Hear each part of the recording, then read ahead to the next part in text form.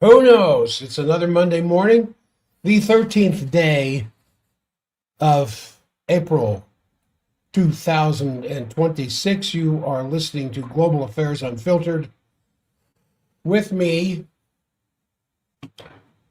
Jack Stockwell. And I've been gone. I've been out of town for several days. But I was expecting some background stuff to be going on here at K Talk. And I'm just trying to find out if I'm doing something wrong.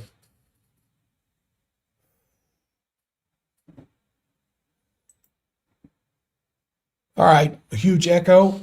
I don't know what to do about the huge echo. Brother, this is when, no offense, this is when I'm thinking I should just go straight stream. I don't know what to do with that. I can't, there may be some feedback with my system, but the only way to stop feedback is mute my phone, which is my microphone. And I know it's no fun listening to a huge echo. So for the benefit of those who are on the internet, I don't know, Paul, is it echoing on the internet as well? Anyway, I'm just going to go on here for the benefit of those who are on the stream or who will be listening to the stream later on. I know the majority of those who, the majority of those who listen to what I've put on the stream are at work right now and can't necessarily listen to the program, but will be able to a little bit later. So I'm kind of speaking to those people. What a time to be alive, huh? After all these marathon talks between the U.S. and Iran, lasting, what was it, almost 24 hours, I think? Vice President Vance, early Sunday morning, announced that the U.S. team was heading back to Washington. He said, "We have not reached an agreement. We've had a number of substantive discussions with the Iranians. That's the good news. The bad news is we have not reached an agreement. We go back to the United States having not come to an agreement. We made it very clear what our red lines are, what things we're willing to accommodate them on, and what things we're not willing to accommodate them on, and they have chosen not to accept our terms. We just could not get to a situation where the Iranians were willing to accept our terms. I think that we were quite flexible, we were quite accommodated." Well, Mr. Vice President, obviously not enough. Vice President Vance said, "The president told us, you need to come here in good faith and make your best effort to get a deal. We did that, and unfortunately, we weren't able to make headway. We leave here with a very simple proposal, a method of understanding that is our final and best offer. We see if the Iranians accept it." Well, they didn't because they told you to pound sand.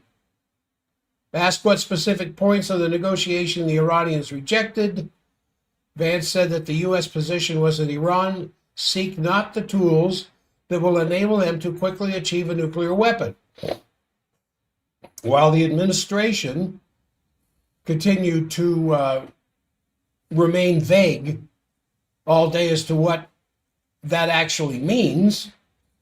It seemed that once again, Washington is insisting that Iran cannot even enrich uranium up to the 3 to 5% level to run their civilian nuclear energy facility, much less the 20% level for medical usages. Why do they go over there and have discussions when the Epstein class is insisting on things the Iranians have already said is not going to happen? I think it's market manipulation. They're doing what they can to try to build up the market. Now, I don't know what's going on with futures this morning, but I bet they're dropping. So anyway, an Iranian official has clarified that Washington's very vague description of the collapse of the peace talks didn't really cover the whole story. because responding to Trump's description that Iran had refused to commit to not trying to acquire nuclear weapons, the official, as reported in the Associated Press and Times of Israel, and Times of Israel is the spokes page for Netanyahu, remember that. They said this, an Iranian official said this: "It is false. Iran's position is clear. Iran is not seeking to acquire nuclear weapons, but it has the right to nuclear energy for peaceful purposes. This right is undeniable and must be recognized. Even so," the official said, "Iran is ready to limit its nuclear activities as part of a confidence-building measure, including limiting enrichment levels." Well, since those reports came out, including from Vance and President Trump, indicating that a lot of the progress was made in the first two sessions on April 11th, it appears that it's, just a dodge, just because Iran can only prove it has no interest in bomb grade, which is 90% enrichment, unless it gets rid of its 3 to 5% enrichment uranium, which is ridiculous because Vance was instructed by Washington to blow up the negotiations. Vance reported that he was hearing from Trump, from Rubio, from Hegseth, from Admiral Brad Cooper, the commander of U.S. Central Command, which oversees all the U.S. military operations in the Middle East, and members of the White House National Security Team. So imagine being there, Vice President, when it should have been Rubio, as Secretary of State, who should be overdoing this kind of stuff. But instead, Vance goes, because Vance's numbers are looking really bad.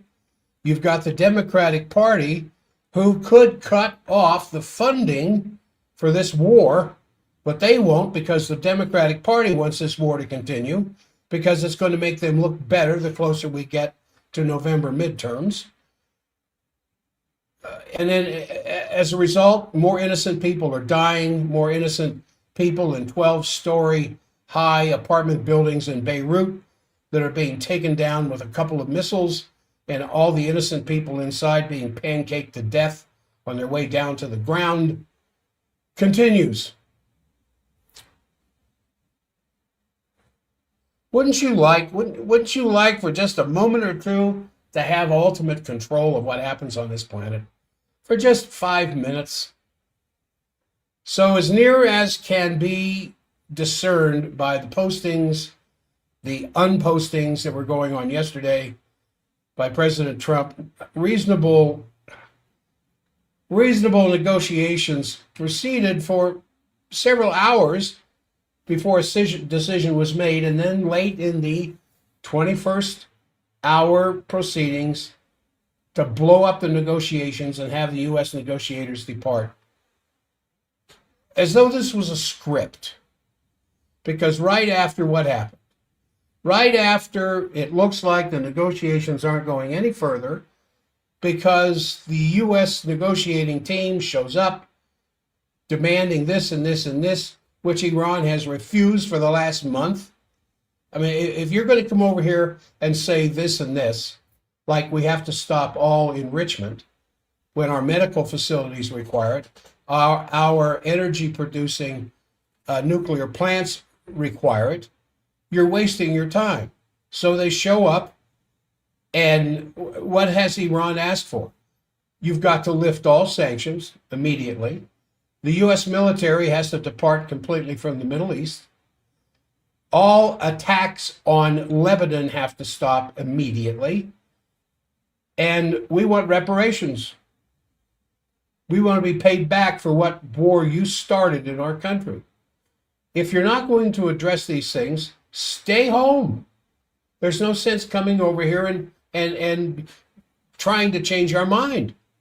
So what did Trump do immediately after it failed? He orders a blockade. He orders the blockade of important energy passageways of a foreign country on the other side of the planet. And he's threatened any ship that Iran has allowed through the Straits to be interdicted once they get out into international waters. Do you remember how Jefferson handled that problem with the Barbary pirates? Do you remember what Madison did when he was president about ocean piracy? That's what this is. This is just pure ocean piracy. I don't care if it's my country. I don't care if it's my president that's ordered this stuff. You can't board ships of a foreign nation in international waters and make them turn around and go back, or make them go to some nearby port and unload what they're carrying. That's piracy. Piracy is an act of war.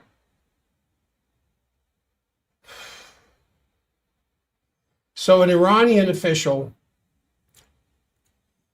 when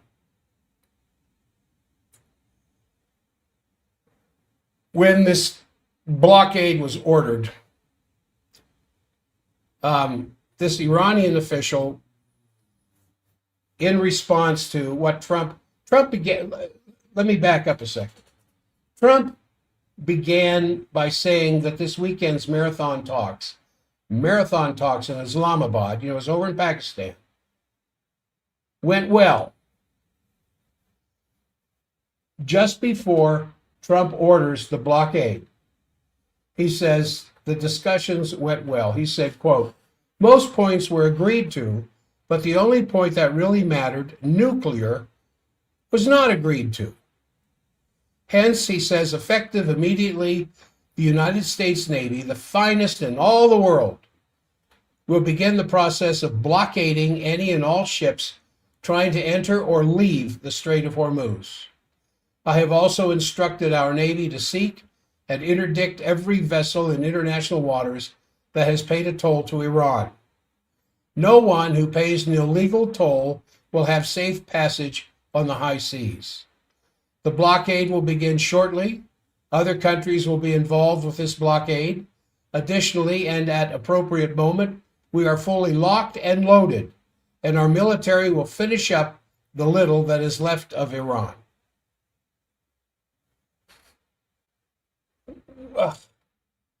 What do you say to that? How do you respond to that? What? An obvious announcement of an act of war. He says others are going to join us. Who? What others aren't going to be negatively affected by the interdicting of ships coming out of the Strait of Hormuz? And then you see what Yemen has done. Now we're going to block anything from the Red Sea.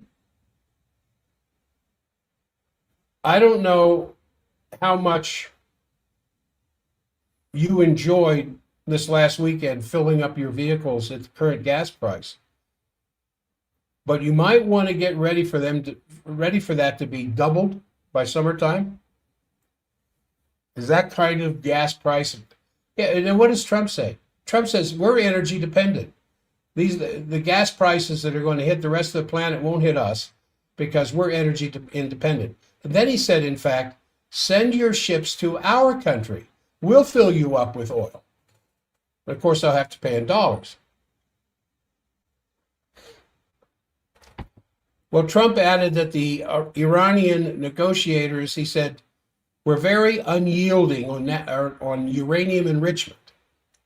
That is that they insist on having the 3 to 5% enriched uranium for nuclear energy plant.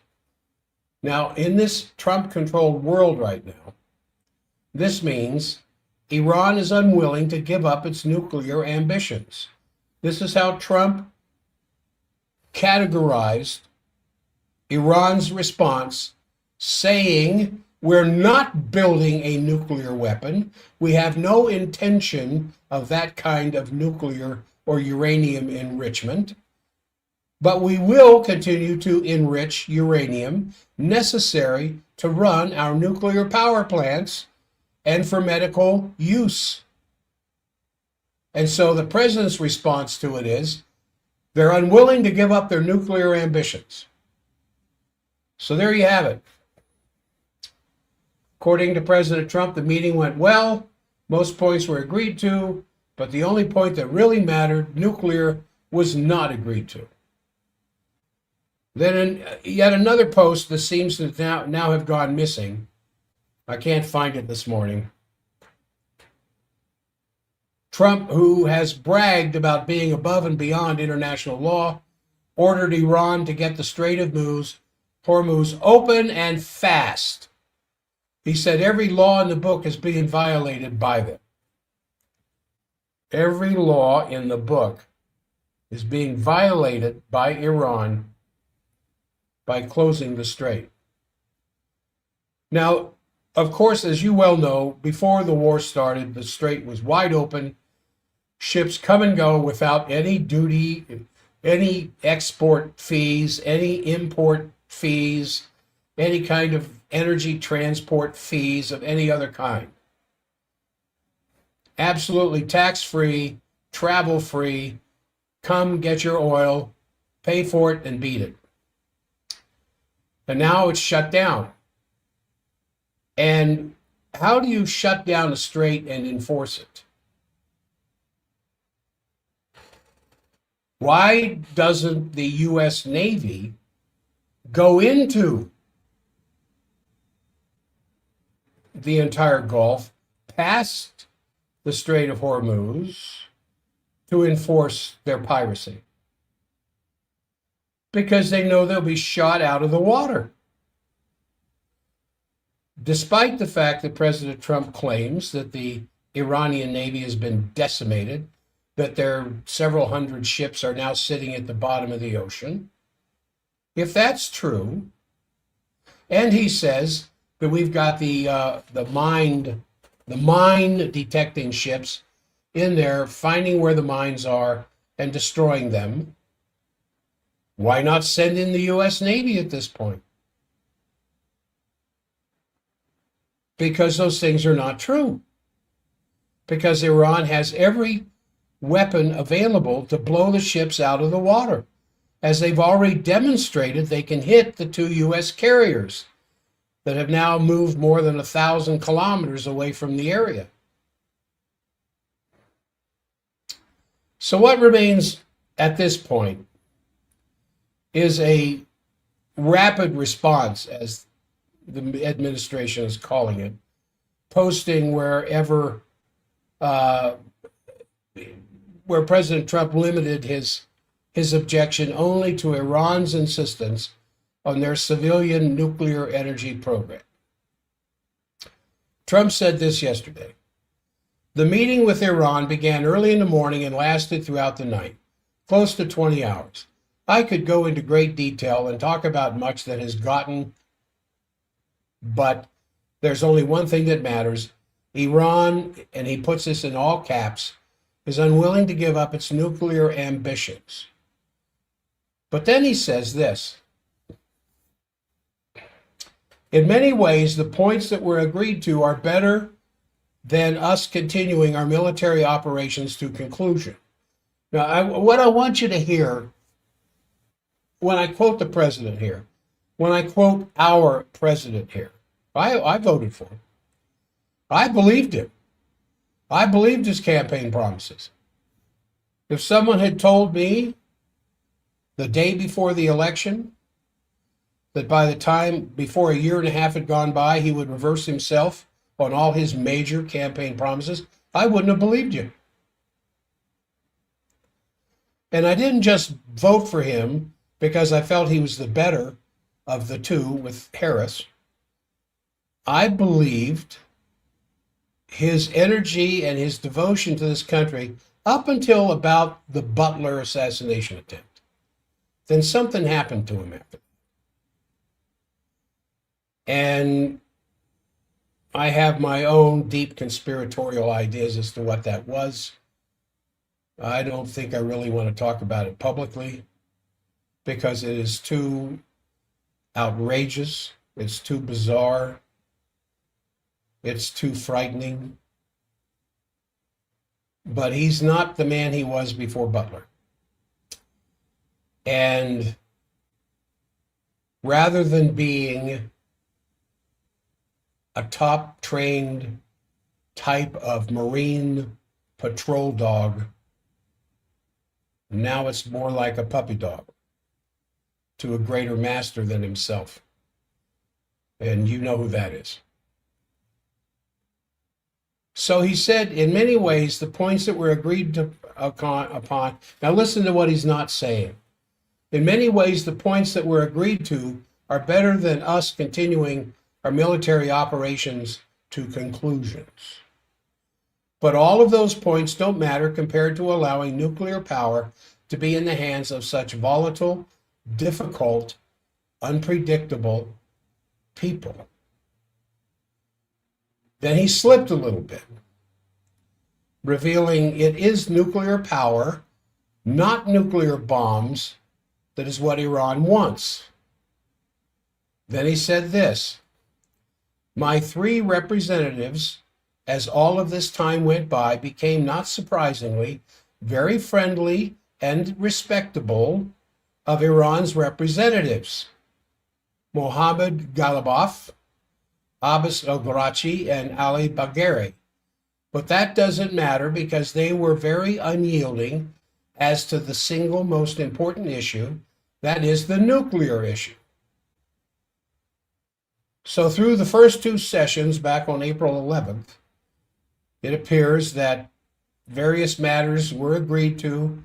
Iran offered concessions agreeable to Washington. Then late in the night, in the 3rd session, the decision was made to deploy the poison pill tactic to blow up the progress. Now, imagine you as a part of the U.S. delegation to go over there and tell them they can't have nuclear development. And there are 4 scheduled sessions to take place, each one several hours apiece. And you go through the first 2 talking about, well, why don't we get a business? Well, let's create a new LLC where we both can make tons of money off of duties paid of ships in and out of the Gulf, and we'll split the money. That could be part of the discussion. Also, part of the discussion could be allowing the International Atomic Energy Administration to come in and examine, as Iran was doing as a part of the NPT before all this stuff started, before the June attacks of last year, to have their facilities inspected to prove that they're not building a nuclear weapon. And then after all of the hubbub that comes out of the successful meeting of the first 2 sessions, the markets do better. Brent crude, as well as the U.S. prices, start to drop a little bit for oil. Things are looking a little more peaceful. Those who knew that this kind of stuff was coming could take advantage of it in the marketplace. They don't even talk about inside trading anymore. It's just, it's kind of the status quo. Should I go long? Should I go short? What's the president going to say tomorrow? Oh, well, that's interesting. Now I know what to do tonight before midnight. And then all of a sudden in the 3rd session, they start talking about what they should have been talking about in the 1st session. You can't have any more nuclear development. Why didn't they start off with that? Because they knew that would end the discussion. Ending discussion would hurt market trading. I think the average 6th grader, even in the deplorable conditions of public education in America today compared to other countries, what we're turning out as opposed to what China's turning out in their students, I think a 6th grader could understand what I just got through describing. So this isn't just about bombing on the first hour of the attack on February 28th, a school full of 170 plus young girls and teachers, and burning them alive with an American Tomahawk missile that even the Pentagon now admits we did. It's not just blowing up their biggest, baddest bridge in all of Iran just to show we can do it. Mostly what's going on here is market manipulation in the name of stopping nuclear development to satisfy. Who's Trump trying to satisfy? Who's Trump trying to make happy? Well, of course, his donor class. Because his donor class could skewer him right now. In fact, they could throw him out of office. They have so much control of his cabinet that they could end up throwing him out of office with the 25th Amendment. But they're keeping him there. Why? Because this back and forth movement is good for the market. Now, on the pullout of the U.S. negotiators, what did Iran do after they just, well, if that's going to be your position, we're just going to take our briefcases and go home. So the Iranian foreign minister, Esmail Baghaei, I hope I said that right, said that the negotiations took place in an atmosphere of deep mistrust and suspicion due to the 40 days of U.S.-Israeli assaults. we talked to those Yanks, but we don't trust them. Well, why would they trust them? They were in Geneva on February 28th, meeting with representatives of the Epstein class to actually cut back some of the levels of nuclear development. And then during that meeting, on the night of February 28th, the United States and Israel, for the second time, in the midst of negotiations, goes ahead and initiates an attack. So why wouldn't the Iranians be feeling a deep sense of mistrust and suspicion? Baghaei said this: "It is natural that we should not have expected from the beginning to reach an agreement within one meeting. No one expected that either." Then he said that Iran and the U.S. had reached an understanding on a number of issues, but still had differences of opinion on 2 to 3 important matters. He also repeated Tehran's broader position that any progress depends on the other side showing seriousness and good faith and accepting Iran's legitimate right and interests, which include what? The development of safe nuclear technology that allows them to continue nuclear power plants. So according to remarks that were carried by Press TV, Baghaei said Iran would continue to rely on its own means to defend national interests despite the diplomatic effort. What would be its national interests? And what was Trump saying? What was Trump trying to say? They're just unreasonable, so we're pulling our diplomatic team home. What was he not saying? Well, Iran's going to be the cause of this failure of the ceasefire because they refuse to negotiate on limiting their nuclear ambitions so that the war can continue. Why do they want the war to continue? Why? Why would anybody want this war to continue? Well, who gains? Cui bono? Who's going to be benefited by this? Military-industrial complex? Generals looking to get another 1-star promotion so they can have a bigger retirement when they go work for Raytheon? Who else? Market manipulators in London and in Wall Street playing games with the price of Brent crude? Who else can gain from this? American sources of oil? What about our little Venezuela we took over and have adopted as our little puppy dog in South America, pumping out all that oil? Where's that oil going? Have you heard anything about that? Where's all that Venezuelan oil going? And if it's true that we're energy independent, as President Trump says, why are our gas prices going up? American oil prices don't have to follow Brent crude. So, according to remarks, as I said, Baggy Eyes said that they're going to defend their national interests, which means a lot of the missiles that are still buried, even though President Trump says we've destroyed almost all of them, I think the biggest, baddest missiles they have haven't come out yet. Or at least if they have, a few of them have started. But what's happening during the ceasefire?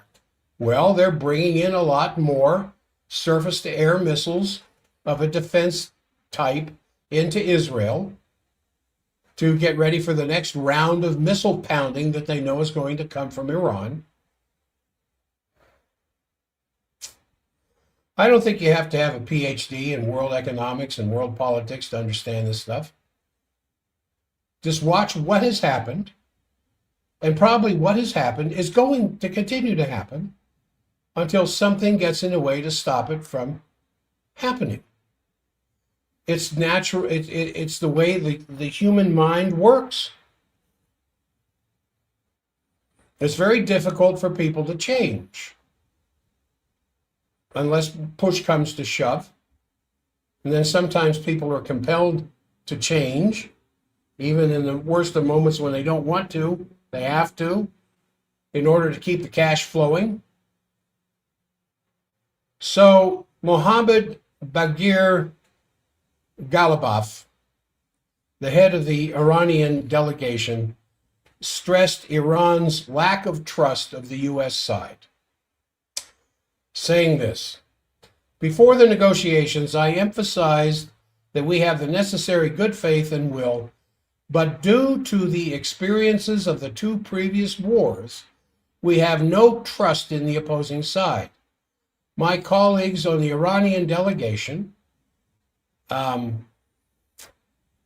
Minab 168, that's what they're calling themselves, the name the Iranian delegation chose for itself in honor of the 168 young female victims of the U.S. bombing of the girls' school that I mentioned earlier, raised forward-looking initiatives, but the opposing side ultimately failed to gain the trust of the Iranian delegation in this round of negotiations.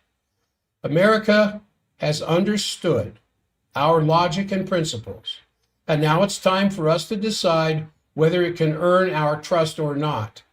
We consider every mirror to be another method of authority diplomacy, alongside military struggle, for upholding the rights of the Iranian nation, and we will not for a moment cease our efforts to consolidate the achievements of the 40 days of Iran's national defense." Now, what did he just say?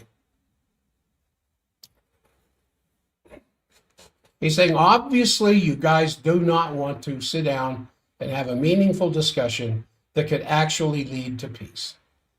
So because we don't trust you, and because of the two previous wars, we have damn good reason to not trust you, because you've backstabbed us twice now, we'll continue with the current policy. So the former Iranian foreign minister, Zarif, cited a quote from the U.S. Vice President Vance to explain the failure. He said, Vance had said that they have chosen not to accept our terms, to which Zarif responded, bingo, no negotiations. At least with Iran will succeed based on your terms. The U.S. must learn. You can't dictate terms to Iran. And then he said, it's not too late to learn. So Iran's Fars, F-A-R-S media, cited a source that was close to the Iranian delegation to say that Washington, quote, was looking for an excuse to walk away. And demand, and which is why I said they spend the first two sessions seemingly on a positive note, but they wait till the third session to drop the bomb on no further nuclear development, when they could have done that at the very beginning. In fact, before they went to the expense of flying all of the delegation and the support and everything else to Islamabad, they could have just picked up the phone and said, hey, we got all these great positive moves we can make towards one another, save more Iranian lives, more Israeli lives, more Lebanese lives from this continued bombing. But you've got to accept this. You have to stop nuclear development. See, that's what I would do. That's what you would do, because we're sensible, reasonable people. I mean, would a reasonable person want to agree to something that would stop the slaughter? But you're sending people, not you, our great country is sending people over to negotiate with Iran, who are the same people who continue to defend the genocide in Palestine. I don't think you could make this up.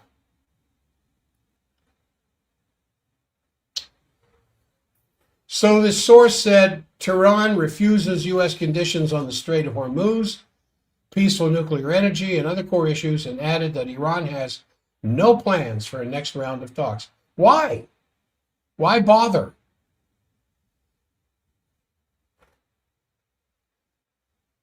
And then they said the 10-day, the number three, the third point of the 10-point ceasefire program. Number three was stop hostilities towards Lebanon. And of course, immediately, Netanyahu and President Trump and Vice President Vance said, no, the agreement that we're having with Iran has nothing to do with Lebanon. So the Iranian state broadcaster, IRIB, posted on Telegram yesterday this: the Iranian delegation negotiated continuously and intensively for 21 hours in order to protect the national interests of the Iranian people. Despite various initiatives from the Iranian delegation, the unreasonable demands of the American side prevented the progress of the negotiations. Thus, the negotiations ended. And then Iran's Tasman media said, in the negotiation room, the Americans intended to achieve goals that they failed to achieve by the war against Iran, including the issue of the Strait of Hormuz and the removal of nuclear material from our country. But the Iranian delegation thwarted that effort.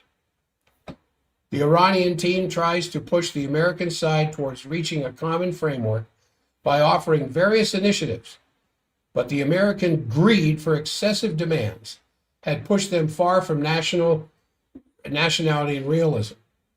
Then they quoted an unnamed source who said, Iran has put forward reasonable initiatives and proposals. The ball is in America's court to look at the issues realistically.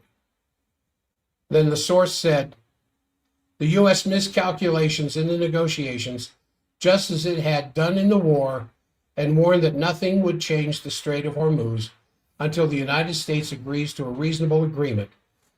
And then they said, as a postscript, Iran is in no hurry.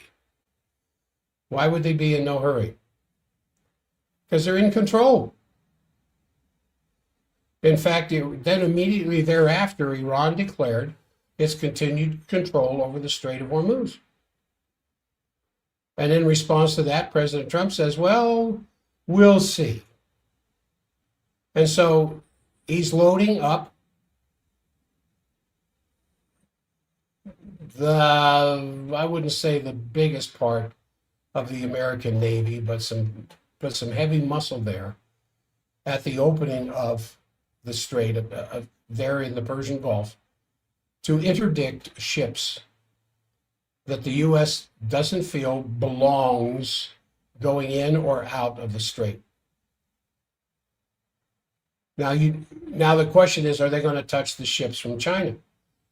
Because China is paying the Iranians in yuan, not the petrodollar. And China desperately needs that oil. Is the United States Navy going to interdict a Chinese ocean-going, massive, some of them unbelievably huge, even when you see them, oil transport ships? Iran's Islamic Revolutionary Guard, the IRGC, warned last night, that any attempt by military vessels to pass through the Strait of Hormuz will be dealt with severely.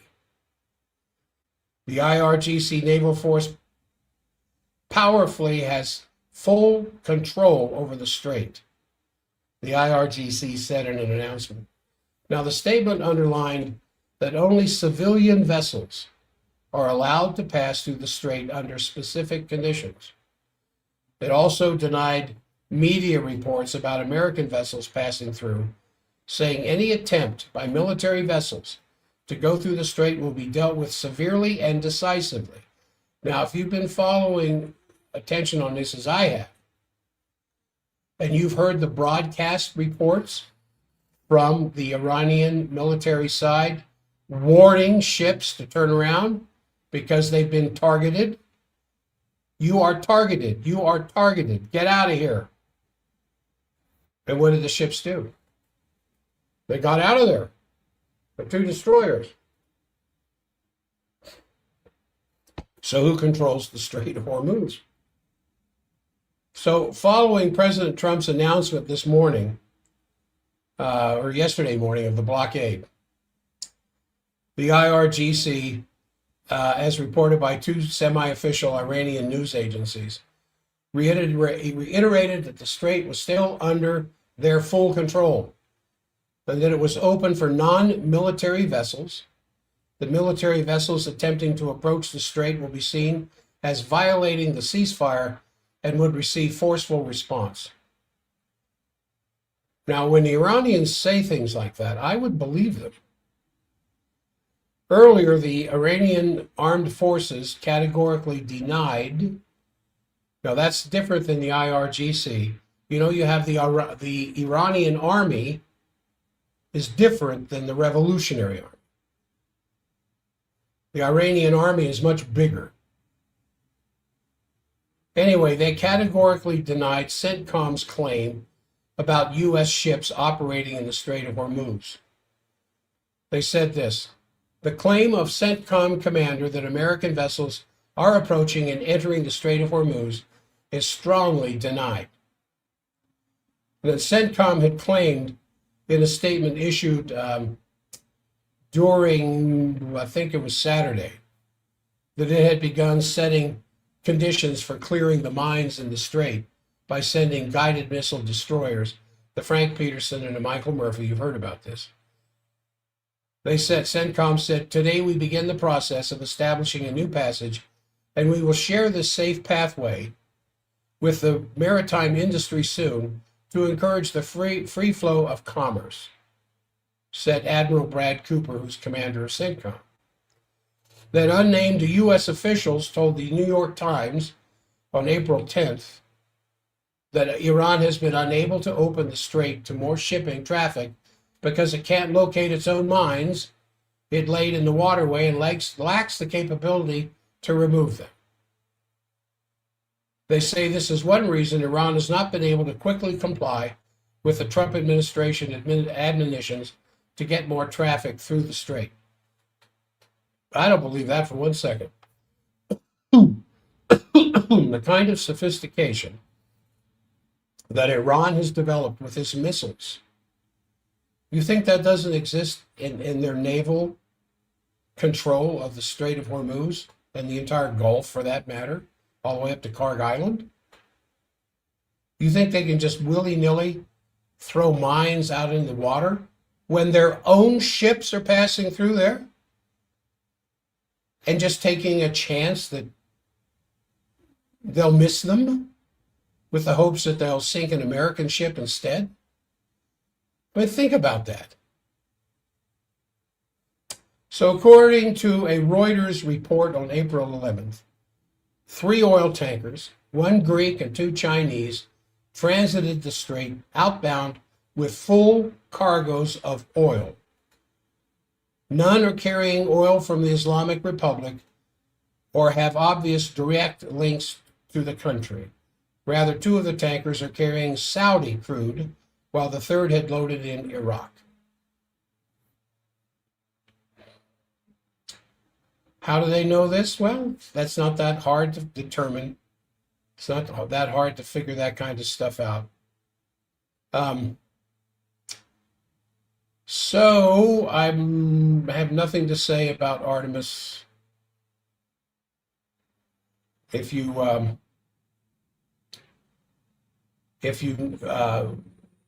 know me at all, you know why. I don't think I need to go into that. One more thing I wanted to say here is that Iran still has thousands of ballistic missiles in its arsenal, and that it could use them by retrieving the launchers from underground storage areas. So when President Trump says we've taken out all their launchers, well, they haven't. They may have taken out a lot of them. They may have taken out the majority of them, but there's still thousands of them underground in hardened bunkers that the Epstein warriors haven't been able to locate yet. Previously, Hegseth had told reporters just this last week that Iran's missile program has been functionally destroyed, with launchers and missiles depleted and decimated and almost completely ineffective. And every time I heard Hegseth say that, he's sitting next to President Trump, the ultimate sycophant. And he's talking about how our efforts to destroy the Iranian missile campaign has been so successful because they're sending less and less missiles all the time.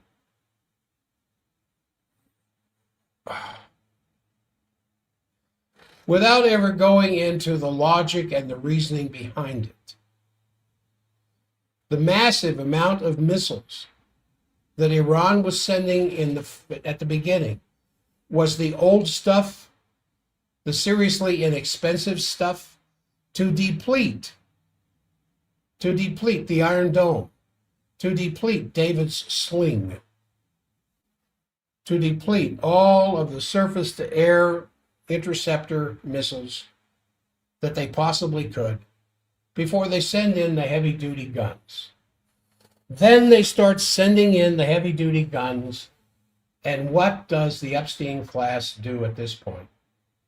Push for a ceasefire, just as they did last year in June at the end of the 12-day war, because Israel was suffering severe losses, especially military losses, from the hypersonics that were getting through the Iron Dome protection June of last year. And when it looked like they were in serious trouble, then they stopped the war, declare victory, and go home. And now you've got a situation similar to that, because the U.S. painted by U.S. intelligence reports that this indicates that Iran can reconstitute some of its missile force. Are you kidding? Have you not heard? Have you not seen? Have you not witnessed what the Iranian missile program has done, can do, and will do if you continue to provoke this? So while the U.S. officials say that more than half of Iran's missile launchers have been destroyed, damaged, or trapped underground, many of those launchers still remain and can be repaired or dug out from underground complexes. Now, while all this stuff has been going on, the United States has been doing heavy bombing of Iran. That's what those B-52s are doing. And surface-to-surface missiles are doing. Iran is huge, as you well know, big as Western Europe, 4 times the size of Iraq. I think it's like 70 times the size of Israel. Things are spread out all over the place. Iran has a very interesting system of military control, where here in America we've got the chief, the president of the United States, the ultimate military decision maker, joint chiefs underneath him not underneath him, they're kind of off to the side in an advisory position. And then you got the secretary of the four, Army, Navy, Air Force, and Marines. They have tremendous power. And if we were to lose one of them, we would be hurt, but we would find somebody to take their place before long. The Iranians, on the other side, have several people already lined up and ready to go because they have this martyr complex. I don't know where that comes from, maybe from Islamic belief. I don't know. I could be wrong. But for them to die in the service of their religion and to die in the defense of their country is about as high a spiritual calling as can be. And so they're not worried about losing somebody significant in the decision-making process in their military because there's a half a dozen people ready to step into that position immediately. And it's not that they'll be pulled up from lower ranks. It's that they're there shoulder to shoulder with the existing person. So they know everything that's going on. They know all the decision-making that's taking place, all the intelligence, all of the military movement they're making, land, sea, and air. And so they're ready. They're as Irachi has said more than once, we're here. We're ready. Now, Iran's one-way attack drones, according to the U.S. officials, are now well under 50% of what it had at the beginning of the war, which is attributed to Iran having expended many of them during the conflict, and Tehran's weapons production sites have been attacked by the U.S. and Israel. However, even this estimate as to what remains of Iran's drones, according to the international press, might be low. It should be noted that given the results of strategic bombing has historically been exaggerated by its proponents, as President Trump was doing in June of last year, we have completely obliterated their nuclear development program. Well, if that's the case, why is that one of the main points that they're pushing now to stop Iran's nuclear development? Okay, now, ooh, my goodness, it's the top of the hour.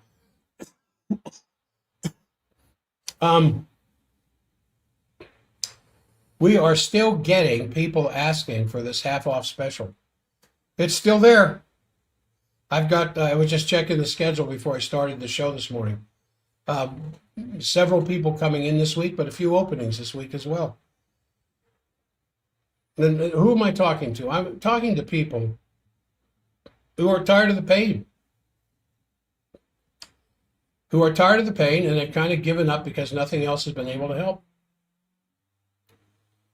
As I have told many patients, I'm the last guy on the street for a lot of people. The last person as they walk down the street of healing. I'm usually the last person there for a lot of people because they've been everywhere, done everything, and nothing has given them any sustained relief without the expense of serious side effects from the medication that they think they have to take the rest of their life. If you will call the office, 801-523-1890, 801-523-1890, set a time where we can sit down and talk, and I can tell you what I do, what my experience is, and why this is so unique. I mean, there are people all over the Salt Lake Valley, north and south of Salt Lake. Oh yeah, we do what he does. No, there isn't anybody who does what I do. Is there anybody who does what you do exactly? Of course not. So 801-523-1890, at no charge, we can sit down and talk. You want me to take care of you? I will at that point. If you don't, we'll say goodbye and still be friends. All right. And thank you for all of those of you who took advantage of our Easter sale. Now, I wanted to say one thing about the United Kingdom wanting to seize Russian ships in the North Sea, but I don't think I want to get into that. It's not necessary to talk about that, but There are people who, as I tried to gather news together for this program, all over the world, who are absolutely horrified by President Trump's comments last week that he would annihilate an entire Iranian civilization, the entire civilization, for them never to be able to come back to what they were. And others were saying that there are still tools in the arsenal of the Americans which have not been used yet. So the whole buildup was that almost every night after he said that, I'm figuring that when I wake up in the morning, will I wake up in the middle of World War III? For the leader of one country, not just the leader of one country, but the leader of the greatest arsenal in the sense of military power, not nuclear, because Russia is ahead of us, but it doesn't matter. We have so much. To say we are going to eliminate a civilization that's more than 5,000 years old. We're going to eliminate, annihilate an entire civilization to the point where they can never make it back. So I constantly was grabbing my smartphone, listening to the news and realizing that Trump, at the very last minute, had called off this annihilation attack about 90 minutes before the ultimatum ran out. And, I just got to thinking, there's a constant wave of shocks, just constantly being shocked by this stuff. How can I be shocked any further? I just kind of laughed to myself. What a time to be alive. What a time to be alive. And if you've kind of run out for things to pray for, you might begin to pray that some sensibility begins to happen, not just in the mind of our president, but in the mind of Congress, because Congress can stop this. Congress can cut off all money to the military. They can cut off all flow of funds everywhere, because that's the position of the House of Representatives. The legislative branch has the ability to fund or not fund. And so they're all part and parcel, kit and caboodle, or whatever, however you say it. The members of Congress who do not take an active role against this are just as guilty as the President of the United States for the current situation that exists militarily in the Middle East. From the genocide in Gaza to the immolation and burning alive of those 168 girls, to the threat of now interdicting ships in the Persian Gulf. With that happy note, I'm going to depart. I'm going to say goodbye to my friends here on the stream. Thank you for your participation in the show today. No echo on YouTube. Good, Sammer, thank you. And I will see you all tomorrow.